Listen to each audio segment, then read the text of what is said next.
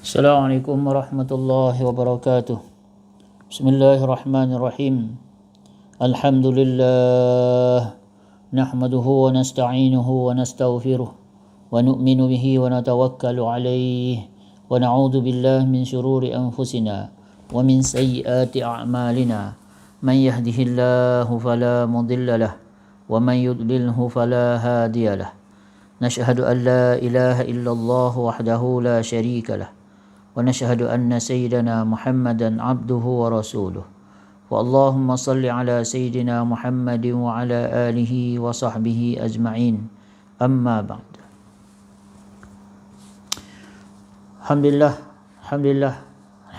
syukur pada Allah Subhanahu Wa Taala kerana Allah Subhanahu Wa Taala beri pada kita taufik, kesungguhan untuk kita sama-sama meneruskan untuk kita mencari ilmu, untuk kita bermudzakarah, membincangkan perkara-perkara kebaikan. Perkara kebaikan tu maksud dia ialah perkara yang memberikan manfaat kepada kita, agama kita, akhirat kita. Jadi ini adalah perkara yang penting. Ya, alhamdulillah. Tuan-tuan sidang jemaah surah An-Nur yang dirahmati oleh Allah Subhanahu Wa Taala. Kita teruskan kita punya kitab kita ni, Penawar Bagi Hati, iaitu masih lagi dalam bab syukur. Dalam bab syukur, masya-Allah. Jadi syukur ni macam mana yang kita tahulah, terutama dalam keadaan sekarang ni kan, PKPB lah apa sebagai, pun kita nak kena syukur juga. Jadi antara kita dah bincang hari tu ialah berkenaan syukur ini, ia adalah satu sifat yang mana maksud dia adalah apabila kita ni menggunakan, melihat kepada segala yang diberi oleh Allah Subhanahu Wa Taala, maka kita gunakan apa yang Allah Taala bagi dengan sesuai dengan apa yang Allah Taala hendak kita gunakan. Mata, telinga, pendengaran kita semua, kaki, tangan, seluruh badan, jasad kita ni kan. Jadi kita teruskan. Kata pengarang sebelum ini bahawasanya syukur itu setinggi-tinggi peringkat atau setinggi-tinggi pangkat kan. Jadi syukur ni satu sifat yang sangat tinggi di sisi Allah Subhanahu Wa Taala. Kata pengarang, syukur itu lebih tinggi ia daripada sabar dan zahid dan khauf dan lainnya. Jadi maknanya yang kita kan sebelum ni kita dah belajar tentang sabar, tentang sifat khauf pada Allah Ta'ala, tentang sifat zuhud. Memang ada sifat yang hebat-hebat dah. Tapi di sini Allah Subhanahu Wa Ta'ala ataupun pengarang kata, buat satu statement, iaitu dalam banyak-banyak ni syukur adalah yang paling tinggi. Maqam ataupun sifat yang paling tinggi. Jadi inilah yang kita cuba tengok ni, macam mana ni syukur, tentang perkataan syukur ini. Dan kita nak renung diri kita lah, sejauh mana kita dah dapat. Jadi kenapa dikatakan syukur itu adalah yang lebih tinggi. Jadi tuan-tuan, puan-puan yang dimuliakan oleh Allah SWT, kata pengarang, kenapa? Kerana syukur itu dimaksud akan dia pada dirinya.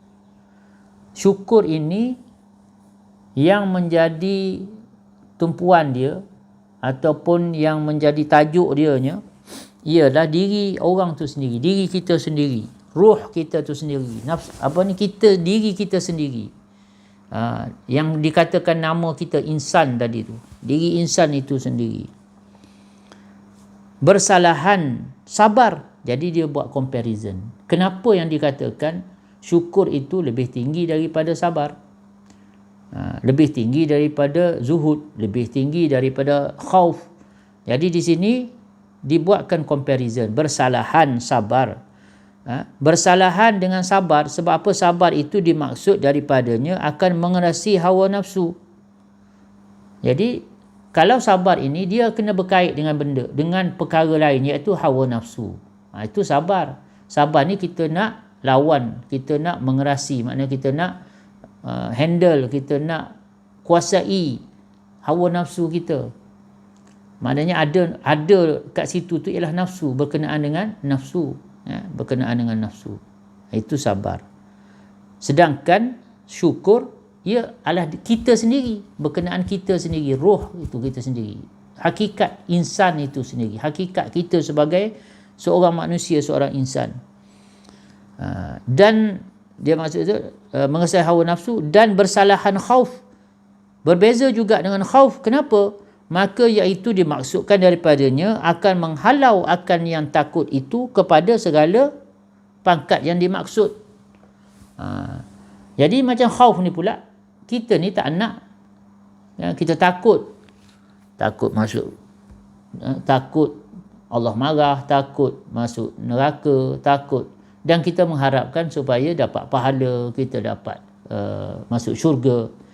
Jadi dia ada kaitan dengan perkara lain, ada kaitan.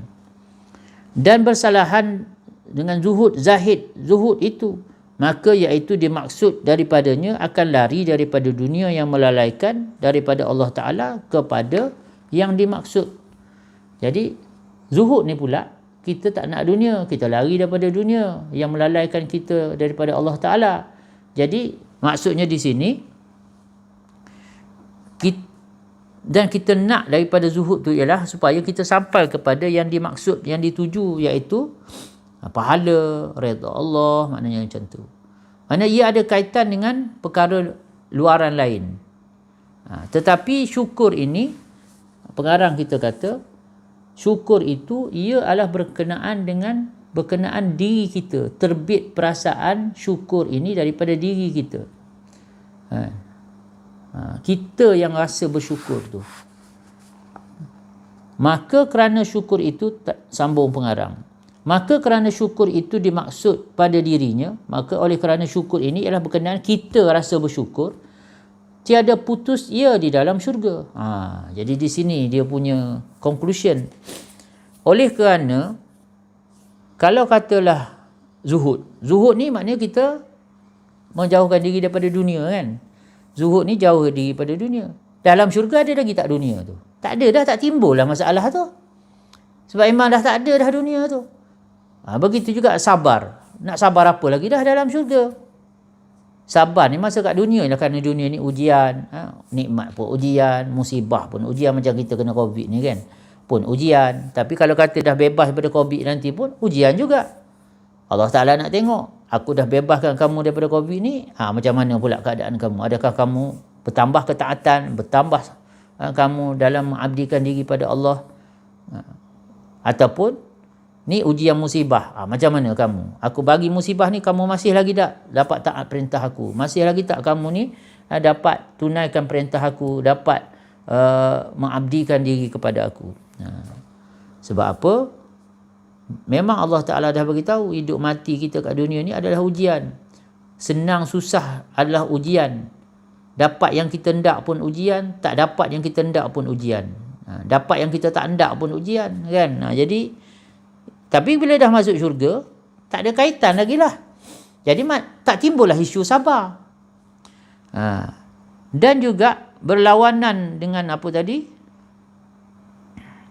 Zuhud, khauf. Khauf ni kita takut. Kita takut Allah marah, kita takut dosa. Dalam syurga dah tak ada dah benda tu. Jadi maksudnya, dia ada kaitan dengan perkara eksternal. Tetapi syukur ini, ia adalah dari berkenaan diri orang tu sendiri. Sebab syukur ni dia tak kisah. Kalau dapat nikmat dia syukur, kalau dalam keadaan susah dia syukur. Maknanya dia tidak ada kena-mengena dengan luaran.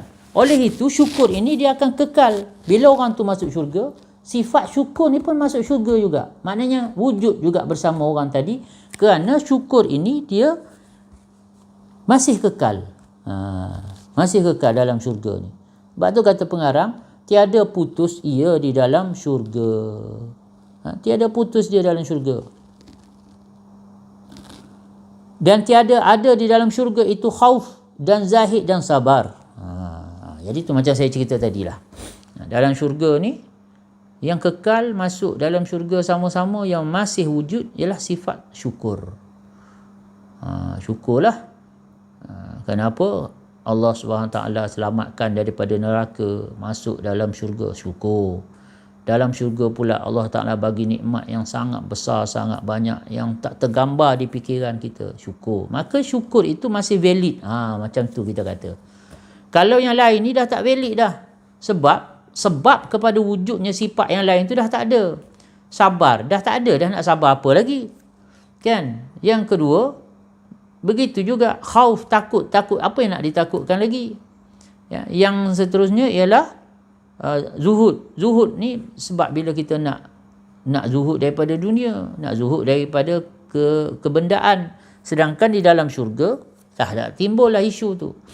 Tetapi yang masih valid, yang masih ada di dalam syurga, kata pengarang, ialah apa yang dikatakan dengan syukur. Sebab syukur ini masih berkekalan, dan kerana berkekalan syukur itu di dalam syurga, berfirman Allah Subhanahu wa taala, wa akhiru da'wahum anil hamdulillahi rabbil alamin. Allah Taala cerita dalam Al-Quran, surah Yunus ayat 10, yang mana erti dia, dan kesudahan doa bagi ahli syurga itu bahawasanya segala puji tertentu bagi Allah yang menjadikan sekalian alam. Alhamdulillahi Rabbil Alamin. Itu adalah kata-kata ahli syurga. Alhamdulillah. Macam kita kat dunia macam mana? Kalau kita dapat benda yang kita syukuri, macam mana kita cakap? Alhamdulillah, kan? Semua kita kata Alhamdulillah. Sebab nak menyatakan syukur kita. Dalam syurga ni, masih yang ada ialah perkataan Alhamdulillah, merasakan, menunjukkan, melambangkan, menggambarkan syukurnya ahli syurga kerana dengan nikmat yang telah diberikan oleh Allah Subhanahu Wa Taala. Besar syurga ni.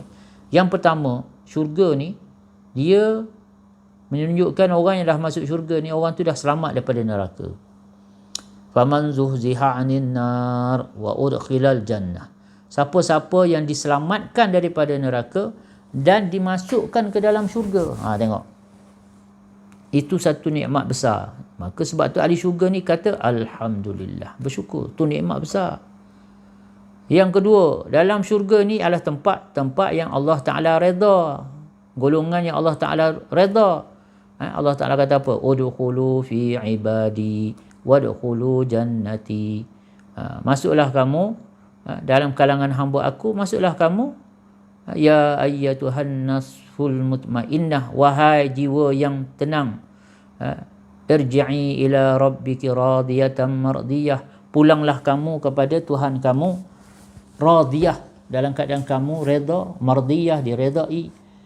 Jadi di sini orang-orang yang Allah Ta'ala redha, Allah seru supaya masuk, udkhulu fi ibadi, masuk kamu dalam, wadkhulu jannati, masuk kamu dalam kalangan hamba aku, dan masuk kamu dalam syurga. Maksudnya syurga ni tempat yang Allah redha. Syukur. Jadi sebab tu ahli syurga kata Alhamdulillah. Lepas tu dalam syurga ni pula Allah Ta'ala tunaikan segala janji-janji dia yang hebat-hebat tu. Jadi syurga ini, prinsip pertama yang kita kena faham, nikmat dalam syurga ni ialah tak tergambar, tak terbayang, tak tergambar. Cuma untuk tujuan mudah kita faham. Jadi kalau semua tak boleh nak, tak gambar, tak terbayang, tak boleh nak bayang, kita pun jadi macam tak tahu pula apa bendanya. Jadi Allah Ta'ala ungkapkan dalam Quran, Nabi SAW ceritakan dalam hadis ini dalam bentuk bahasa manusia, yang manusia boleh memikirkan. Maknanya nalar pemikiran manusia ni sampai. Tapi hakikat sebenarnya ialah syurga ini ma'ainun ra'at, yang tak pernah dilihat oleh mata, wa ma'udhunun sami'at, dan apa yang tak pernah didengar oleh telinga, wa ma khatara ala balin bashar, dan yang tak pernah terlintas pada pemikiran manusia. Contoh, dalam syurga, bidadari ni Allah Ta'ala akan pakaikan dengan pakaian kain 70 lapis, yang mana 70 warna yang dia orang pakai ni, setiap kain tu satu warna, 70 warna ni tak pernah wujud lagi dalam dunia. Jadi jangan tanyalah, ustaz, warna apa? Tak boleh nak jawab lah sebab dia tak wujud. Istilah warna tu tak ada lagi. Warna yang 70 jenis lagi tu tak ada. Jadi kalau kata, yang merah kat dunia ni ada berapa ratus merah. Cuba pergi kedai cat. Kan? Kalau tanya, bagi tahu saya nak beli cat untuk rumah saya lah. Warna apa? Warna merah. Pening tuan kedai tu. Merah apa nak? Tengok katalog. Dia ada tengok merah. Merah darah. Merah hati. Merah apa lagi? Merah buah lah. Merah tanah lah. Merah. Macam-macam merah ada. Kan? Selagi nama ada dalam katalog tu, belum lagi lah warna yang kata dalam syurga tu. Sebab dalam syurga ni maksud dia yang kita tak boleh bayang. Ada 70 warna dalam syurga. Masya Allah. Jadi kita tak tahu tuan-tuan. Cuma Allah Ta'ala sebutlah benda-benda setengah-setengah dalam hadis, dalam Quran ni disebut tentang syurga ni, suruh kita faham je. Tetapi hakikat sebenar ialah jauh lebih hebat. Jauh lebih tinggi. Jauh lebih tinggi. Macam contoh, bidadari lah kata kan. Bidadari, Nabi SAW kata, daripada leher ke kepala dibuat daripada kasturi. Macam mana tu? Kan? Jadi macam tu lah. Memang kita tak boleh nak fikir kan. Jangan kita pelik pula. Kita daripada tanah pun ada darah, ada ni, tak adalah kerah macam tembikar kan. Macam tu juga Allah Ta'ala boleh buat. Jadi nak bagi tahu di syurga ni, Masya Allah. Nak cerita ahli syurga. Satu hari ada ahli syurga ni, tiba-tiba dia terbau dalam syurga ni satu harum yang sangat pelik. Tak pernah dia sejak masuk syurga ni dapat bau sedap macam tu. Jadi dia pun, kat mana, daripada mana ni, atar mana pula. Akhirnya dia tanya pada malaikat yang jaga syurga, wahai malaikat, kau cek tengok ni bau apa ni kan? Ini mana pula datang ni? Sebab ahli syurga ni, apa saja yang mereka makan dia tak jadi najis, tak jadi air kencing. Semuanya akan menjadi peluh. Dan peluh ini bau seperti kasturi. Masya Allah. Kan? Tak payah beli minyak atar dah dalam syurga ni kot. Peluh kita pun akan jadi atar. Jadi, malaikat ni pun cek, tengok. Rupanya malaikat pun dapat jawapan. Tuan, dia kata kan, ini kita nak report ni. Ada apa tu? Yang tadilah yang tuan suruh cek tadi, kami dah cek dah. Kami dah WhatsApp semua, dah tanya semua. Rupanya tuan, yang bau harum tu datang daripada syurga yang tingkat atas pada tuan. Darjat. Yang darjat satu darjat saja lebih daripada tuan. Bukan daripada syurga saya ni. Tak. Tapi syurga atas. Bau apa tu? Bunga, dia ada bunga, spesies bunga yang saya tak ada ke?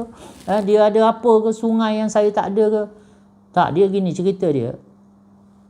Orang yang syurga atas tu, dia sedang berbaring, dia sedang tidur berbaring, relax.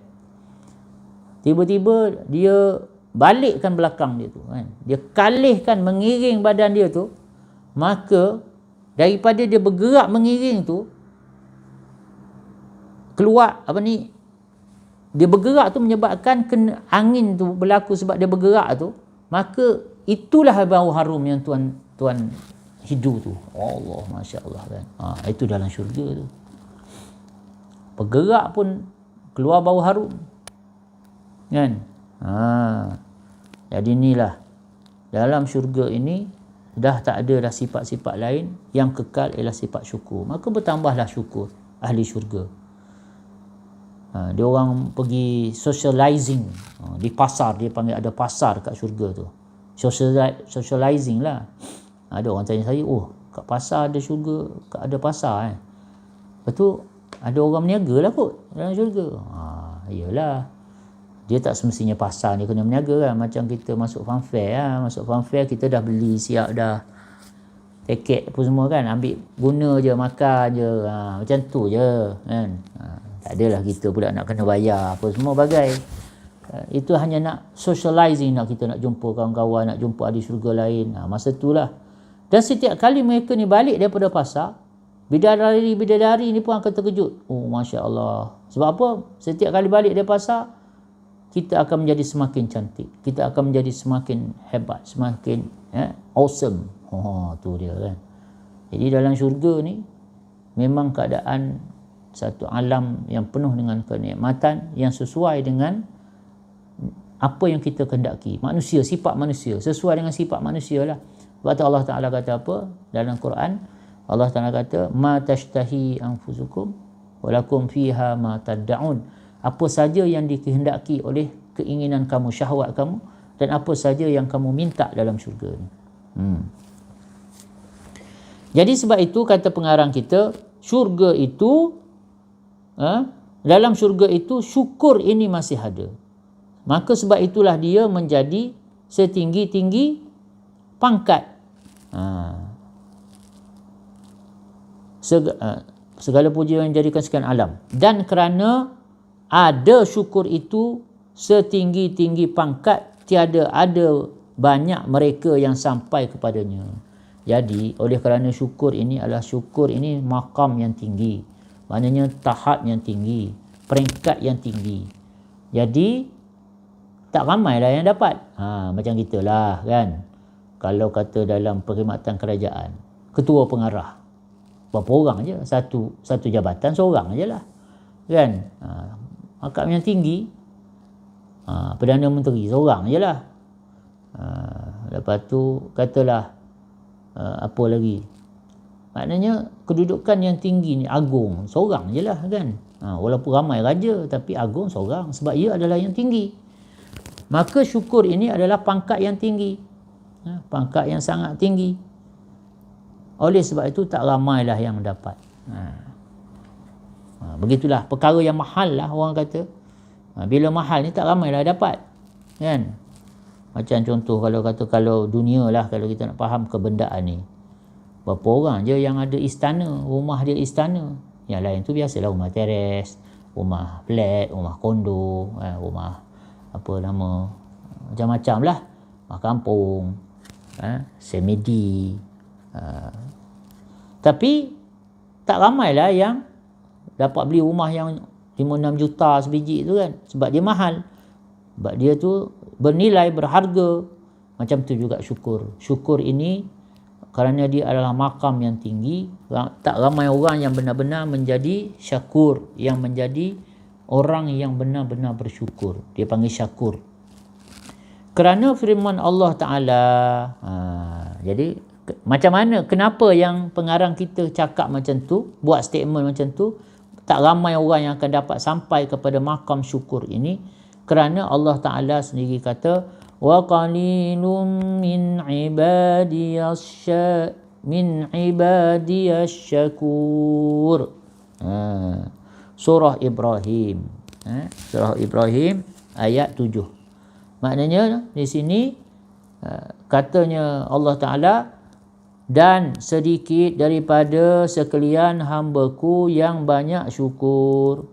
Orang yang syukur, syakir, mungkin ramai. Tapi syakur, yang banyak bersyukur, yang betul-betul bersyukur, asyakur, sikit.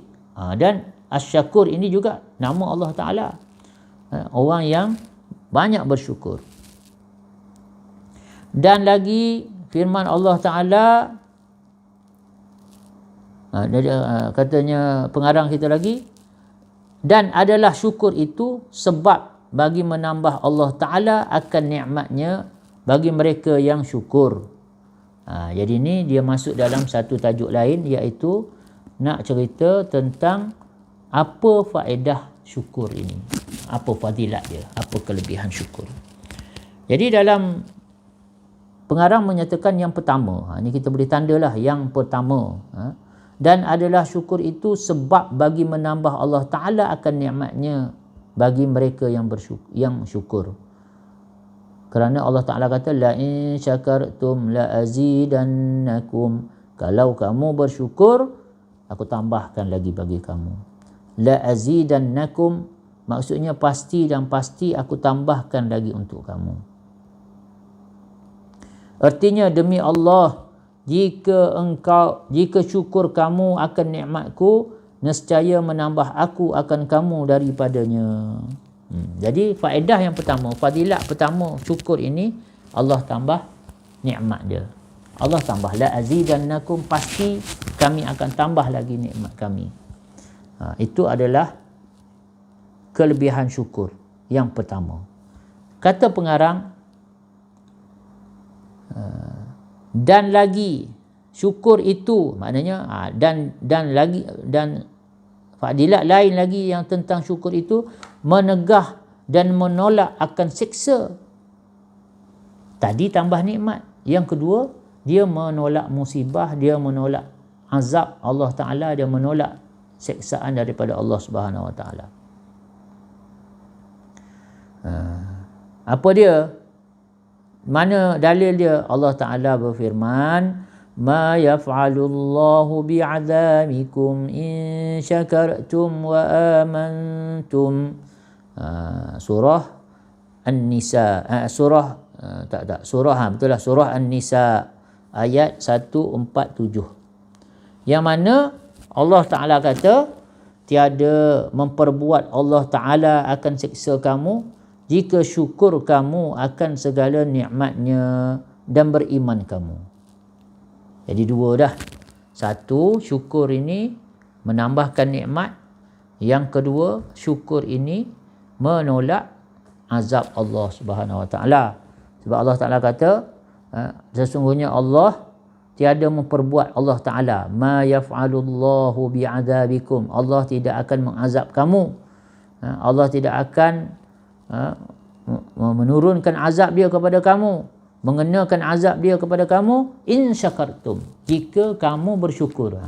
Dia jika, macam tu juga la in syakartum, jika kamu bersyukur la azidannakum, kami akan tambah nikmat pada kamu. Dalam ayat ni pula in syakartum wa amantum, kalau kamu bersyukur dan beriman, maka Allah Subhanahu Wa Ta'ala kata Allah tak akan turunkan azab, siksa dia. Dua dah fadilat syukur ni. Apa lagi? Dan ada bagi syukur itu pahala yang sangat besar. Yang ketiga, fadilat syukur ini ialah bertambah, diberikan pahala yang besar oleh Allah Subhanahu Wa Ta'ala. Mana dia punya ni? Dia kata kerana firman Allah Ta'ala. Mana dalil dia? Wa sayajzillahu syakirin. Surah Al-Imran ayat 44. Allah Ta'ala kata, dan selagi membalas Allah Ta'ala akan sekalian yang syukur akan nikmatnya. Jadi di sini kita dapat tengok yang dalam syukur ni sekurang-kurang ada 3 nikmat besar. Pertama, dia menambahkan nikmat tu sendiri. Yang kedua, syukur itu akan menolak azab, mampu menolak azab Allah Subhanahu Taala. Yang ketiga, dia menambahkan pahala, menambahkan ganjaran, mendapat ganjaran yang sangat besar, pahala yang sangat besar di sisi Allah Subhanahu Wa Taala. Dan kata kita tutup dengan sabda Nabi sallallahu alaihi wasallam. Kata pengarang, dia membawakan satu sabda Nabi sallallahu alaihi wasallam, dan bersabda Nabi sallallahu alaihi wasallam, at-ta'imus syakir bimanzilatis sha'imis sabir. Hadis ini riwayat Imam At-Tirmizi, Abu Daud, Imam Tirmizi, Imam Ahmad, Ibnu Majah, Al-Hakim. Apa maksud dia? Bahawasanya bersabda Nabi sallallahu alaihi wasallam, orang yang makan yang syukur adalah ia menepati dan menyerupai orang yang puasa yang sabar. Jadi dalam hadis ini Nabi sallallahu alaihi wasallam beritahu, artinya bersamaan keduanya pada pahala yang banyak. Jadi kita faham kalau orang tu puasa dan dia kena sabarlah sebab nak puasa, mendapat pahala besar. Oh, okey. Tapi orang yang tak puasa, yang makan ni, mana bukan puasa wajib lah. Orang yang makan, kita duk makan hari-hari ni tak puasa.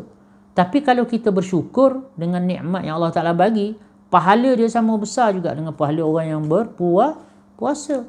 Nampak tak dia punya betapa syukur itu mempunyai peranan yang sangat penting.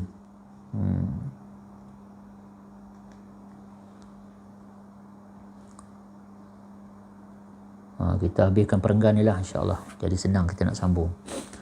Dan adalah Rasulullah sallallahu alaihi wasallam menangis di dalam sembahyang tahajudnya. Maka bersembah Siti Aisyah radhiyallahu anha, dan apa sebab engkau menangis. Jadi bahasa tu jangan kata bersembah tu macam Siti Aisyah sembah pula, tak. Bersembah ni maknanya mengemukakan, kan macam kita patik mempersembahkan junjung kasih, maknanya macam itulah. Ni bahasa. Dan apa sebab engkau menangis, dan sungguhnya telah menghimpuni Allah Ta'ala bagi engkau akan barang yang terdahulu daripada dosa engkau, dan barang yang terkemudian. Maka sabda Nabi SAW, maka adakah ada aku hamba yang banyak syukur. Menceritakan dia oleh Ibn Hibban di dalam sahihnya. Jadi cerita dia, Sayyidatina Aisyah tengok Nabi sembahyang ni teruk sangat, menangis panjang, rokok menangis, sujud menangis, qiyam menangis, sampai Sayyidatina Aisyah radhiyallahu anha ni, ialah suami dia kan, kesian dia tengok. Jadi dia pun telah tegur, bertanya tentang kepada Nabi, ya Rasulullah, kenapa macam ni sekali? Bukankah tuan ni orang yang dah terpelihara? Maknanya kalau ada dosa pun yang dulu kemudian akan datang pun semua dah diampunkan oleh Allah Subhanahu Wa Taala, kalau ada. Sebab Nabi, Rasul-Rasul ni semua maksum, terpelihara daripada dosa. Tapi salah silap ke apa, kurang dan sebagainya, semua Allah dah ampun. Kenapa nak menangis sampai macam ni sekali? Katanya Sayyidatina Aisyah. Jawab Nabi SAW, afala an akuna abdan syakura. Adakah tak patut aku ini menjadi hambanya yang syakur? Tengok, bukan syakir tetapi syakura, yakni seorang hamba yang banyak bersyukur, yang sangat-sangat bersyukur pada Allah Subhanahu Wa Taala. Jadi itulah, kita alhamdulillah kita muzakarah ni habis juga, dapat pindah muka surat dah ni. Ini berkenaan dengan bagaimana yang dikatakan sebagai syukur itu. Semoga Allah Subhanahu Taala bagi taufik lah untuk kita faham, kita dapat bawa dalam kehidupan kita sebagai panduan dalam tindak tanduk kita, dalam kehidupan harian kita, dan kita ceritakanlah, kita sampaikan perkara ini juga pada saudara-saudara kita yang lain, insya-Allah. Jadi kita tanda dulu kat sini. Ini berapa bulan? 8 hari bulan 11 online Raud surah An-Nur. A'udzubillahi minasyaitonirrajim. Bismillahirrahmanirrahim. Rabbana shrah lana sudurana wa yassir lana umurana wahlul 'uqdatam min alsinatina yafqahu aqwalana. Rabbana zidna ilma warzuqna fahma. Subhanakallahumma bihamdika nashhadu an la ilaha illa anta nastaghfiruka wa natubu ilaik. Wa sallallahu ala sayyidina Muhammadin wa ala alihi wa sahbihi wasallam. Subhana rabbika rabbil izzati amma yasifun wa salamun alal mursalin walhamdulillah.